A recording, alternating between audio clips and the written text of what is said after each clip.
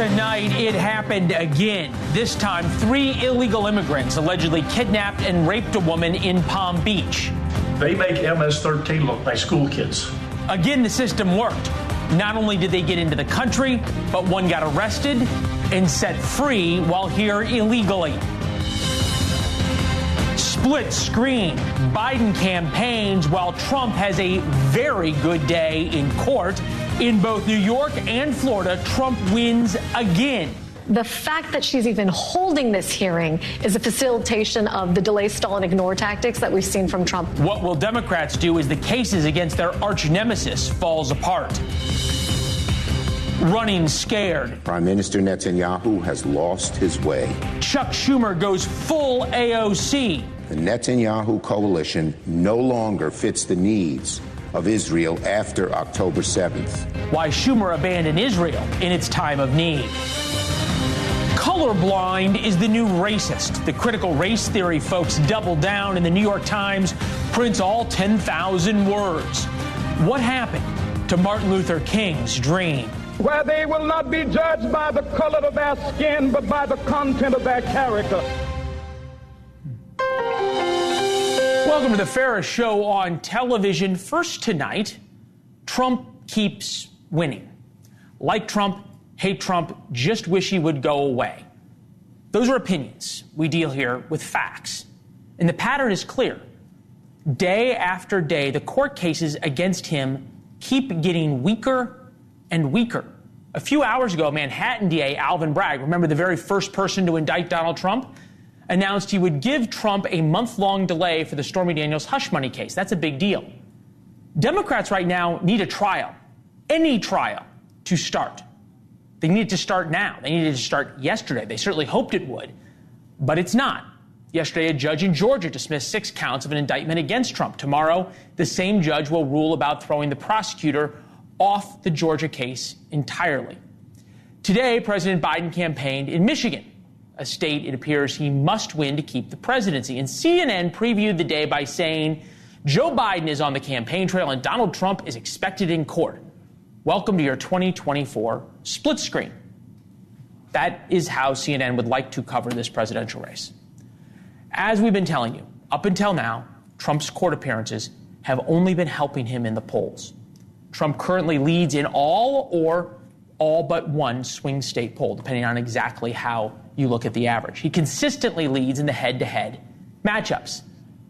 But Democrats, of course, say over and over that the polls don't matter right now because Trump's trials will get him a conviction, and suddenly the American people will abandon him. And there's some polling that says that Trump loses half of his swing state support if he's convicted of a crime. Now, it's hard to poll into the future, but it's something Democrats are counting on. The fancy court cases versus election date graphics have been lined up in terms of when the court cases were and when Super Tuesday was and when the Iowa primaries were. Well, they keep looking worse and worse for Democrats and better for Trump every single day. Democrats dream of Trump convictions, and that dream keeps getting farther and farther away. All this means, and you heard a little bit of a preview of it, is that there's going to be a lot more scrutiny on the judges. Democrats will blame the judges if Trump doesn't get convicted, like Eileen Cannon, assigned to oversee the federal indictment of Trump's mishandling of classified documents. Trump, you might remember, nominated Cannon to the bench in May of 2020. Here's some of the response. Judge Eileen Cannon, on the other hand, took almost an entire court day to talk about 2 motions that many of us would tell you is borderline frivolous, if not frivolous. And so the fact that she's even holding this hearing is a facilitation of the delay, stall, and ignore tactics that we've seen from Trump all along in this case and in his other ones. All right, so judges aren't supposed to hold hearings. So says MSNBC. Eric Erickson is here, host of the Eric Erickson Show, author of the must-read conservative newsletter in your email inbox around noon every day. Show notes, enjoy it. Thank you, Eric, as always, for being here. Just in the past hour or so, that Florida judge denied one of the motions against Donald Trump to dismiss his case. You think MSNBC is now going to suddenly praise Judge Cannon? No, I mean, just go back to the Supreme Court unanimous decision to put Donald Trump on the ballot in Colorado, and they're attacking the Supreme Court, including the progressives. There's no humility here on the left, which is part of the problem.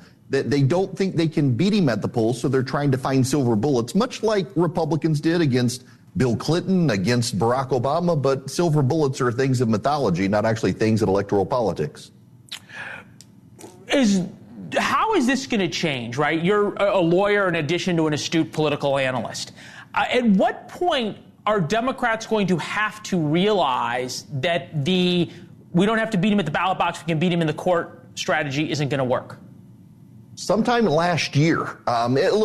So here's the reality, and the way it always works for anyone who's ever practiced law, except for apparently the talking heads on MSNBC, is these things take a lot of time. The defendant is entitled to a speedy trial if he wants it, not the state. This defendant doesn't want a speedy trial. He wants to take his time and review the evidence, and he's allowed to get that within reason. All of the judges have done this, and as the cases have gone on, they've started to fall apart, in large part because there was a rush to get it done before the election. And so whether it's the case in Florida or the case in Georgia, there is a broadness and a vagueness to some of the charges that the judges have to resolve. In Georgia, they've thrown out 6 charges against some of the co-defendants because they were so broad. These things don't happen on the time the Democratic National Committee wants. They happen on the time that justice says they need to take, which is a long time. Yeah, and that's just the way the wheels of justice move quite slowly. I think what's interesting is to look at how these judges are being treated by the media, especially when you look at Judge Cannon and Judge Chutkan. Cannon threw out, I think Cannon was appointed by Trump in May of 2020, and it seems skeptical in some of the hearings.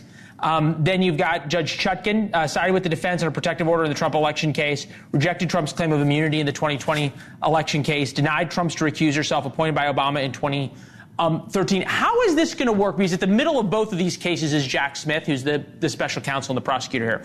How is this going to work when you're going to have a Trump-appointed judge that he may want to have recused, and then you've got a Obama-appointed judge that he certainly doesn't want to have recused?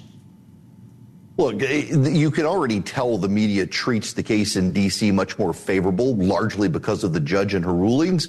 But of course, those keep getting appealed, and so they're attacking the appellate process. Remember, Jack Smith wanted the immunity issue appealed to the Supreme Court. The Supreme Court said, no, we're going to follow the process, go to the Court of Appeals first. And then they decided they would hear it. They got attacked for wanting to hear it now. There's no way for this to work when the media is as invested in indicting and finding Donald Trump guilty as the Democratic partisans. The deck is stacked, with the exception, I might add, of NewsNation. The deck is largely stacked against Donald Trump. Its analysis in CNN and MSNBC, where you have partisan progressives who are the supposed objective legal analysts who are essentially lying to the people on television. Because if you listen to them, go back to the Supreme Court case that was unanimous against Colorado, every single legal expert on CNN and MSNBC said it was a slam dunk case. It turned out to be slam dunk in the opposite direction. Yeah, look, all you have to do is look at the polling to realize that something different is happening, because everyone said as soon as he gets indicted, well, that's the end of Donald Trump's political career. And in fact, indictment number 1, he went up 16%. Indictment number 2, a net 30. Number 3, up net 36. Indictment 4, up 40. The flip side of this, and you got to follow the polling because that's the only data we have. Trump loses half of his swing state support if he's convicted of a crime. Now, this was back in January, but 53% of voters said they would not vote for him. So he loses sort of some of his swing voters. But certainly the polling indicates that this is bad. Is that something that Democrats need to, can still keep in as a feather in their cap, the silver bullet, as you said? And is it something that Republicans who are sort of enjoying this and cheering along as the cases fall apart should be thoughtful about? I think you have to be thoughtful of it if one of these cases, with the exception of Alvin Bragg, even Democrats really don't treat that case very seriously because of the substance of the law behind it. You do have to be concerned, and you do have to be concerned that a president of the United States or would-be president is on trial in multiple venues, and if he gets elected president, they could be paused. There are all sorts of constitutional ramifications to this, but the bottom line is Democrats decided to go with lawfare instead of an election campaign to try to beat Donald. They never should have poured that many resources into building these cases up. You kind of wonder if there's not a little bit of a feeling of buyer's remorse because of how well Ron DeSantis and others were doing until they indicted Trump and the Republican Party coalesced around him, as you predicted. Eric, it's good to see you. Thank you as always. Speaking of potential wins for Donald Trump tomorrow, the Atlanta judge, Scott McAfee, is expected to rule on whether he will disqualify the prosecutor going after Donald Trump in Georgia. We all know the story, right? Fani Willis had an affair with the special prosecutor that she hired and paid $650,000 of taxpayer money to. There's lots of reasons to believe the two were less than honest with the court. Yet the Washington Post, and you heard Eric talk about this, belittles the judge. The article describes him as a millennial, a rookie, going on to mention how at one point in his career he worked for Fani Willis. Fani Willis was his supervisor in the DA's office, as if he's unqualified. On top of the criticism, McAfee's facing a challenge for his position on the bench. He's running against Tiffany Johnson, former senior staff attorney for a different Fulton County judge, and, you might recognize this name, civil rights attorney Robert Petillo. Robert is with us now, friend of the show, also host of People, Passion, and Politics on WAOK Radio. Robert, it is good to see you. You and I have known each other for a lot of time. I never knew you wanted to be a judge. You know, it's interesting because in this particular situation, members of the community, people who are listeners of mine, people who know me throughout Atlanta started coming to me and asking me to run for this seat, saying that the importance to Atlanta is so crucial at this point in time that it was almost a draft campaign towards this. And it has nothing to do with the Trump case or Fani Willis. We've had far bigger issues in Fulton County long before Trump or Fani Willis, and we'll have big issues in Atlanta and in Fulton County long afterwards. And I think the idea of having people on the bench who are not lifetime prosecutors is why so many voters decided to draft me into this race, and that's why I got in.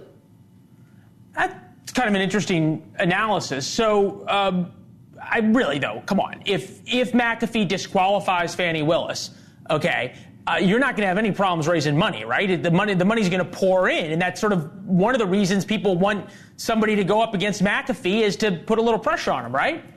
That's a codicil. It's a side note. Think about this right now.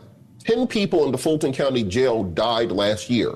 The jail were not people who were convicted at trial. People who were awaiting trial died in custody because of the wait times in the Fulton County jail. You had one person who was eaten to death by bed bugs in the Fulton County jail because of the amount of time people are spending awaiting trial. When you have people awaiting trial for 5, 6, 7 years in custody, that's a bigger issue than anything going on in the instant case. How's replacing Scott McAfee, this one judge who just happens to be the judge in the Donald Trump case, how does that solve the wait times in the Fulton County jail?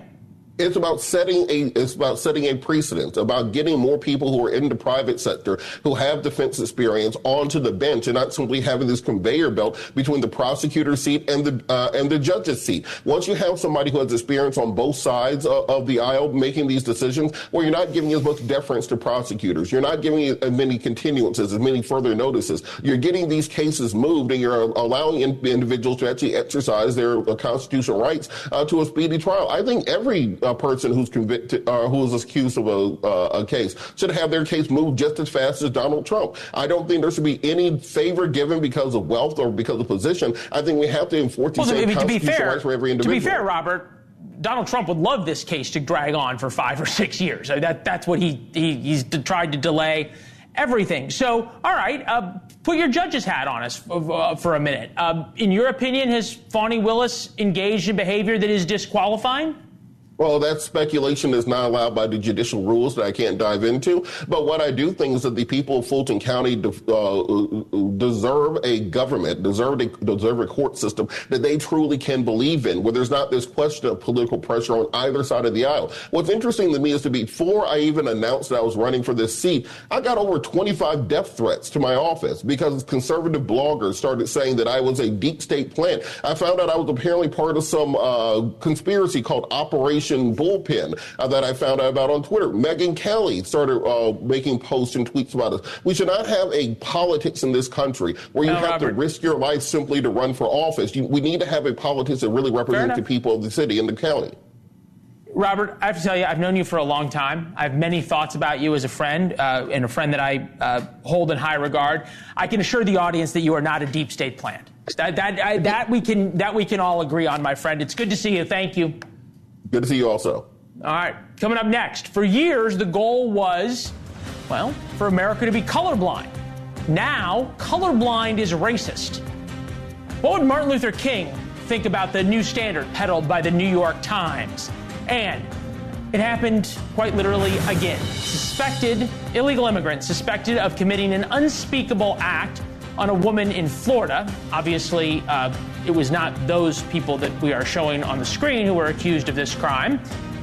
All right, how do we deal right now with the issue of illegal immigrants coming into America, getting arrested, getting released, and then preying upon the most innocent of us?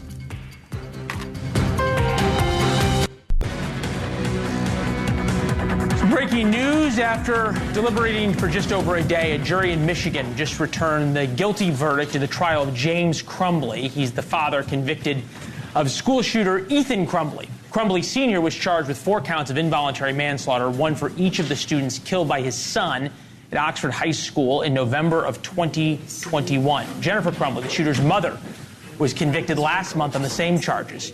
This is the first time a school shooter's parents have been convicted of crimes for their child's actions. Both parents face 15 years in prison as we look live at the courtroom in Michigan. I have a dream that my 4 little children will one day live in a nation where they will not be judged by the color of their skin, but by the content of their character. Seems pretty basic, right? Not to be judged by the color of their skin, but the content of their character. One of the most famous quotes in America. And for a while, America was moving towards that basic idea of fairness. And then the race baiters have a new plan. And that didn't work. So now they have another new plan. Nicole Hannah-Jones, founder of the 1619 Project, just wrote an op-ed in the New York Times saying that color blindness is now the problem. She speaks to the swift and violent backlash to DEI, writing in just some of her 10,000-word essay that the Times published. Over the last 50 years, we've experienced a slow-moving, near complete unwinding of the idea that this country owes anything to black Americans for the 350 years of legalized slavery and racism. But we have also undergone something far more dangerous, she says, the dismantling of the constitutional tools for undoing racial caste in the United States. They have co-opted both the rhetoric of colorblindness and the legal legacy of black activism, not to advance racial progress, but to stall it or worse, reverse it. Seth Barron's here, managing editor of The American Mind. Good to see you, Seth. I would suspect that Nicole Hannah-Jones would view me as part of the problem. I can't speak to you, but I'm wondering how colorblindness can become racism in anything other than 1984. Well, I mean, the problem is if you're going to sort of reverse the racial caste system and take the whip hand away from whites and give it to blacks, then, which is what the anti-integrationists, like the white racists in the South, always claimed was the program, well, then you are going to wind up with this sort of situation. I mean, the fact of the matter is color blindness in the light of law is the only way for our society to work. It's too complex a society otherwise. I get this feeling that CRT and DEI is on its last breath. You know, it had its moment. It was used as a cudgel and it failed. People revolted. And we think about what happened in school boards. We saw what's happening at the Supreme Court as it relates to affirmative action and the like. But what I can't figure out is the administration that is so focused on equity, and you hear that over and over again from President Biden, from Vice President Harris, yet the very people who these programs we're told are going to help, black and Latino Americans, are the ones leaving the Democratic Party in droves. Why is that? Well, I mean, first of all, I'd like to say that I don't think, yes, DEI and CRT have seen some setbacks lately, but This is really deeply entrenched in the government, in the human resources kind of commissar structure that's throughout the military, throughout academia, throughout corporate management. It would be great to see it rooted out completely, and I think we're seeing that a little bit here and there. But at the same time, you're also seeing, like in Texas, where they've outlawed it technically. Look, you've got diversicrats and people whose livelihoods are built on this, just kind of changing the name, changing the nomenclature. This is an insidious ideology that is going to take like serious, re-education, I think, to remove from our institutions. So I'm not sure it's really going away. You make a good point that there are some very powerful forces at work to keep it, right, and to continue to have that power. It was good to see you, sir. Thank you. We appreciate it. Coming up next, another illegal alien commits an unspeakable act. An immigrant who was only recently arrested in Florida. Why won't ICE deport criminals who prey on Americans?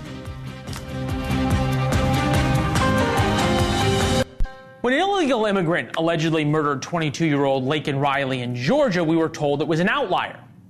We were told about all the studies that show illegal immigrants don't commit crimes, et cetera, et cetera, et cetera.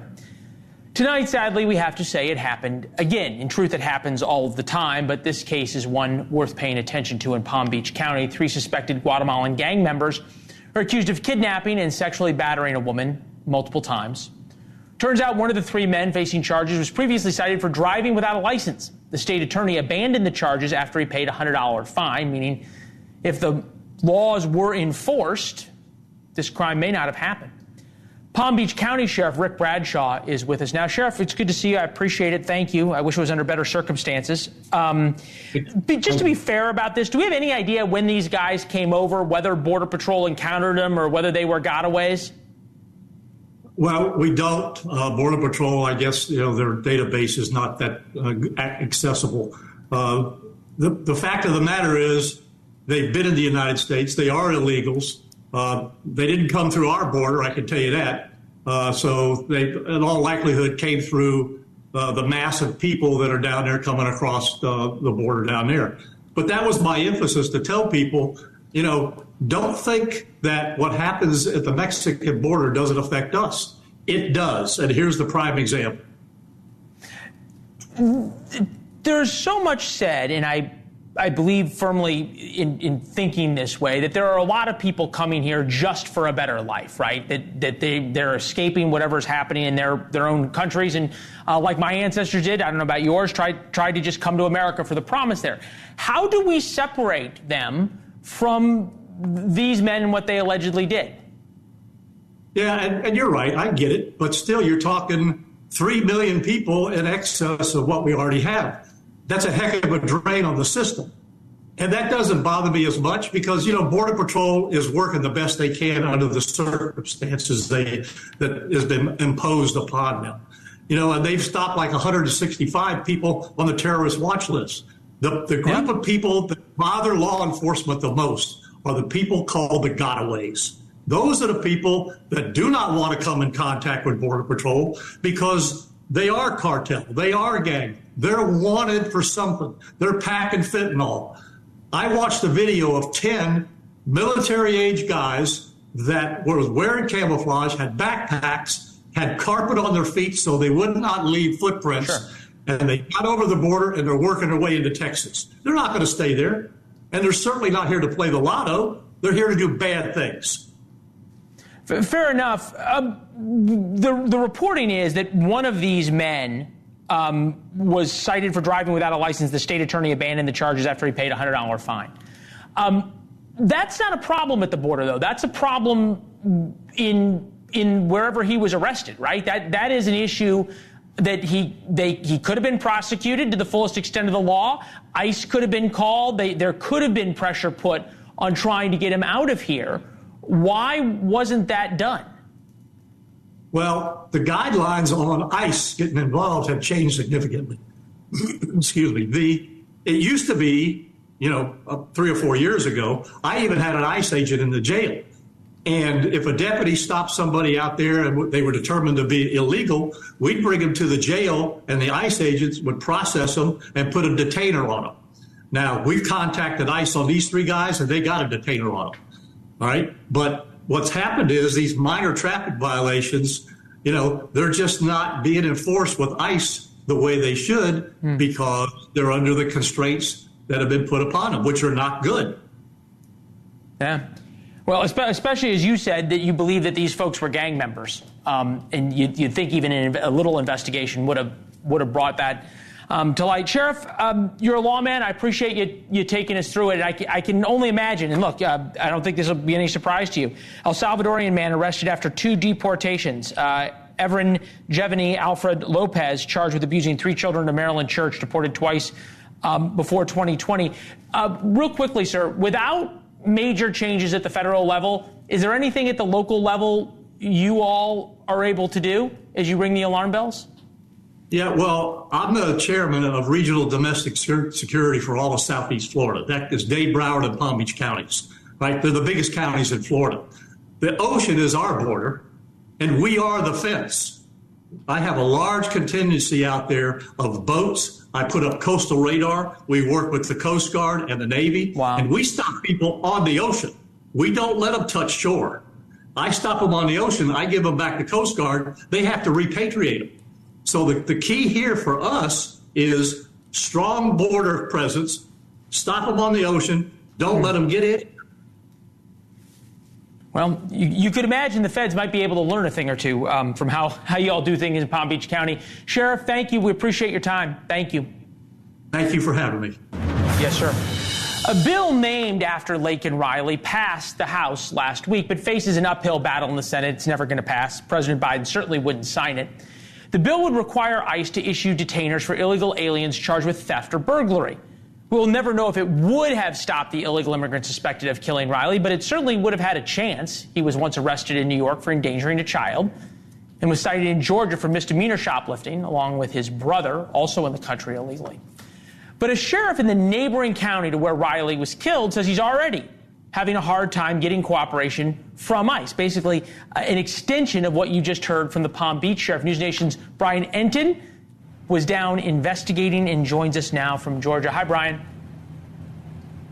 Hey, Leland. Yeah, it's very similar to what Sheriff Bradshaw just told you in Florida. Here in Georgia, there was so much outrage when we found out that Laken Riley's accused killer had this criminal history, the New York charge, the shoplifting charge here in Georgia. How is it possible that he kept getting out of jail, that ICE wasn't involved? Well, we figured it out. We talked to the Oconee County Sheriff. That's the county right next to Athens. And he says, look, when they come in for misdemeanors, they get booked into the jail. The local authorities do what they're supposed to do. They lock them up, but there's this rule that ICE has to show up within 48 hours to take them away. And if they don't show up within 48 hours, they have to let them go. They walk right out of the jail. And most of the time, almost always, ICE doesn't show up for a misdemeanor, even a serious misdemeanor, which is frustrating for the local police officers. Listen to what the sheriff told me, Leland. My understanding from my jail commander is if it's a misdemeanor charge that they have with us, and ICE, puts a hit on them, that if it's a misdemeanor, ICE won't come get them. So they'll be in the jail for 48 hours. Or they bond out before the 48 hours and we let them go because ICE tells us they're not coming to get them. Is the process frustrating?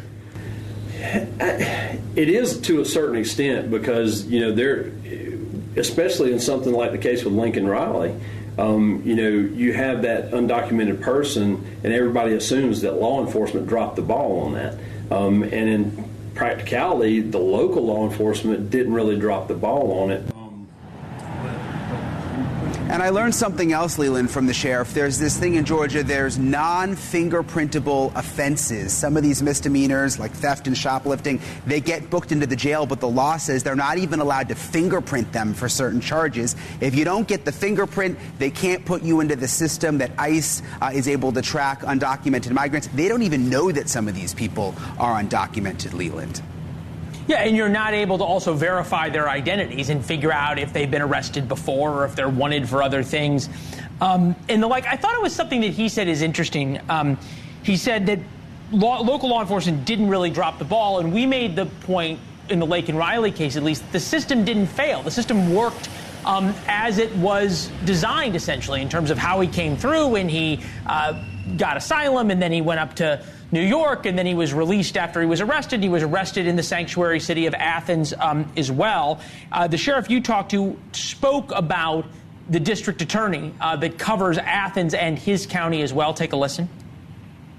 I know people have used very extreme things, like they've said to Ms. Gonzalez, the blood of Mrs. Riley's is on your hands.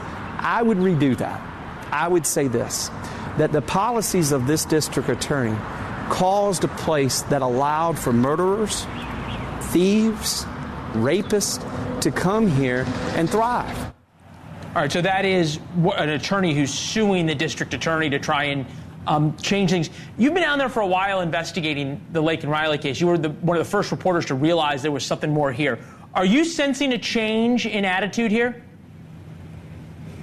Well, there's an issue with the district attorney from all the law enforcement that we've spoken to. Many don't want to go on the record. The sheriff, who you heard from, the first person you heard from, he's willing to talk about it. The office is disorganized. She appointed a special prosecutor over the Lake and Riley case, which they believe is just an admission that she can't even handle the case.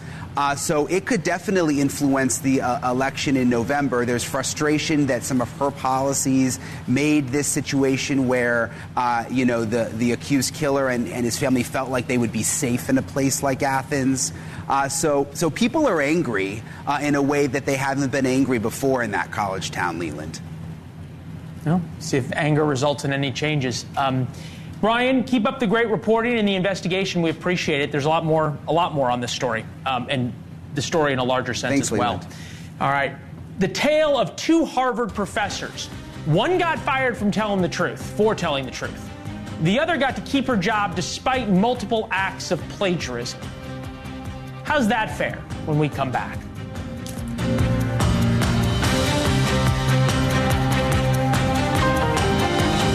As some hospitals begin rationing supplies. Daily life, the way we know it, is on hold. Americans still trying to figure out how to cope with the coronavirus pandemic. And daily life would be on hold for years. That clip was from 4 years ago today, as the world shut down because of COVID. It's something we all really want to forget. Many should forget it, because of all the awful decisions they made, even if they were well-intentioned ones.